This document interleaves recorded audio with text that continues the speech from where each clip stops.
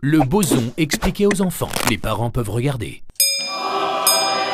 Il y a 100 ans, la science arrive avec un beau cadeau. L'atome. Depuis le temps qu'on en parlait, un bel atome tout beau, tout neuf. Il ressemble à nos planètes. Toute la matière est composée de ces tout petits atomes, tout petits, mais vraiment tout petits. Comment dire? Mon ongle, plus précisément l'épaisseur de mon ongle. Si j'avais une vue magique et que je pouvais voir un atome qui compose mon ongle, imaginons qu'il ait la taille de cette bille. Dans ce cas, les deux extrémités de l'épaisseur de mon ongle, là et là, seraient Paris et New York. La bille est ici. C'est petit, hein? L'atome, l'unité de matière indivisible, donc en principe, celle qu'on ne peut plus couper plus petit. C'est une idée de vieux. En fait, ça s'ouvre quand même.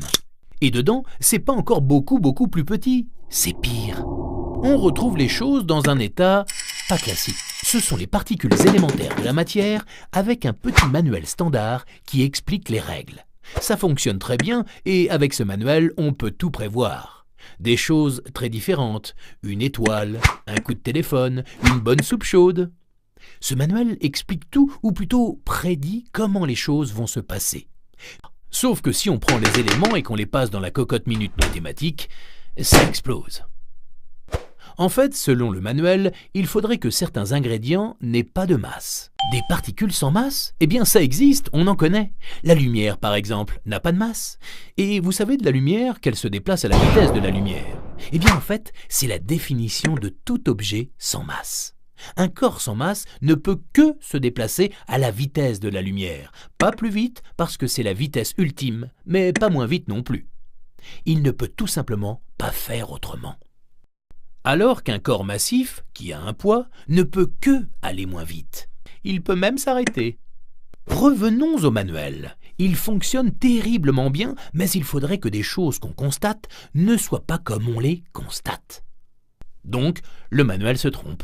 Et tout le monde le sait, le cuisinier, le physicien, si un manuel ne correspond pas à la réalité, on le jette. Il faudra en faire un autre. À ce stade-ci de notre histoire, entrent en scène des gens qui ne sont pas tout le monde. En 1964, 3 physiciens, Robert Brout et François Englert, ainsi que Peter Higgs, font une expérience de pensée. C'est-à-dire qu'ils se disent, si la réalité à laquelle on a accès n'était pas la réalité complète, et si le manuel ne se trompait pas, mais qu'on se trompait sur la masse de la matière, si la matière n'avait pas de masse au début. Imaginez un prisonnier qui n'a jamais rien connu d'autre que des bouts de pain rassis et donc froids. Il n'a aucune raison d'imaginer qu'à l'origine, le pain était brûlant. Eh bien, ces physiciens vont imaginer un champ comme une mer partout présente dans l'univers. Les particules interagissent avec ce champ et, crac, attrapent leur poids. De façon brutale, comme l'eau devient de la glace d'un coup. Ce champ interagit avec la matière, mais aussi, et encore plus, avec lui-même. Comme un pull qu'on frotte sur lui-même. Ça finit par former des peluches. Ces peluches sont les particules du champ, des bosons, le si célèbre boson de Higgs. Ce boson est bien concret, bien réel, très difficile à attraper, mais attrapable. Comme une épave avec un trésor, on sait qu'elle existe, mais pas où elle se trouve. Pour trouver le boson, il faudra développer une ingéniosité carrément géniale et aller le chercher au point le plus chaud de l'univers qui se trouve en Suisse, pratique pour les vacances de ski.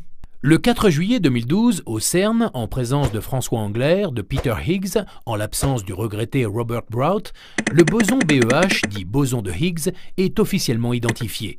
La cocotte minute mathématique n'explose plus avec ce qu'on met dedans. Mais du coup, c'est ce qu'on ne met pas dedans qui pose problème. Ici, mais surtout ici. Là, le compte n'y est pas, mais vraiment pas du tout. Beau cadeau pour le 22e siècle? On ne sait vraiment pas à quoi s'attendre, mais les plus excitantes surprises ne sont-elles pas toujours comme ça?